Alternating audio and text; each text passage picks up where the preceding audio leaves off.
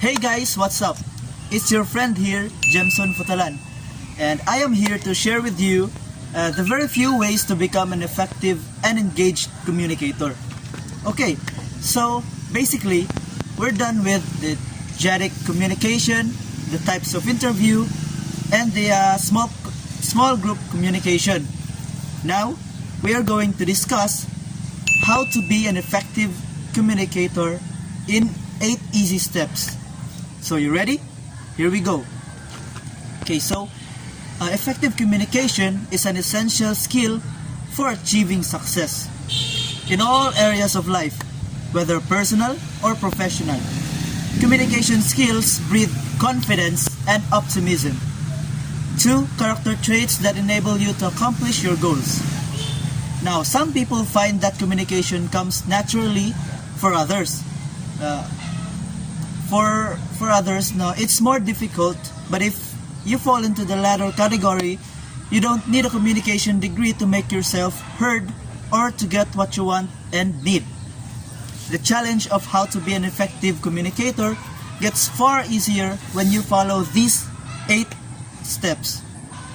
Now, first and foremost is to identify your objectives. You must identify what do you hope to accomplish, either immediately or long term. What action or response from your audience will show that you have communicated successfully.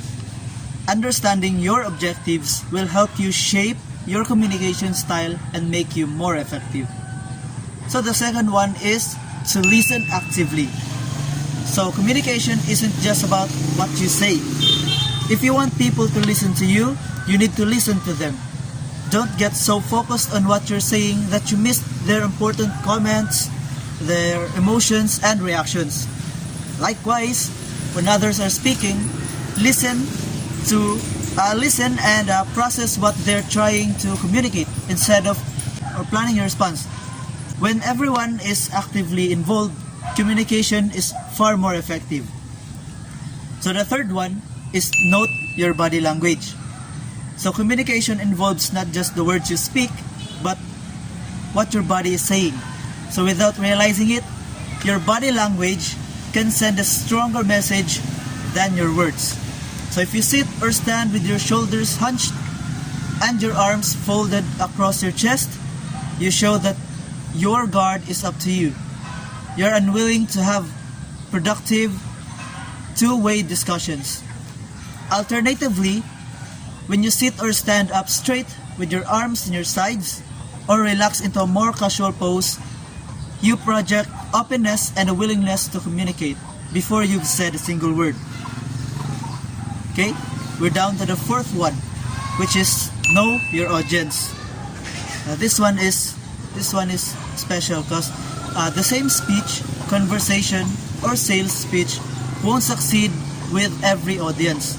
So modify your language for each group so that you're not being condescending or speaking in a way in which your audience can't understand. So adjusting what you say to match your audience will improve your communication skills. So the fifth one is to pace yourself. So pay attention to how quickly you're speaking and whether your audience appears to be processing what you're saying. So slow down if necessary, and vary the volume and rhythm of your speech to hold their attention. It's important to deliberately repeat important points, a few to make sure your listeners hear what you have to say. Now for the sixth one, it is to choose the right time. So if you're planning to ask your boss for a raise, make sure he or she is in a receptive mood. So if there's a big problem on the production line or your company has lost a big account, it's not the best time to bring up the subject. So, in general, whether you're planning to deliver good or bad news, or simply presenting a new idea that requires energy and focus, so be aware of your audience mindset. So timing is a big factor in successful communication. So the second to the last one is to be clear.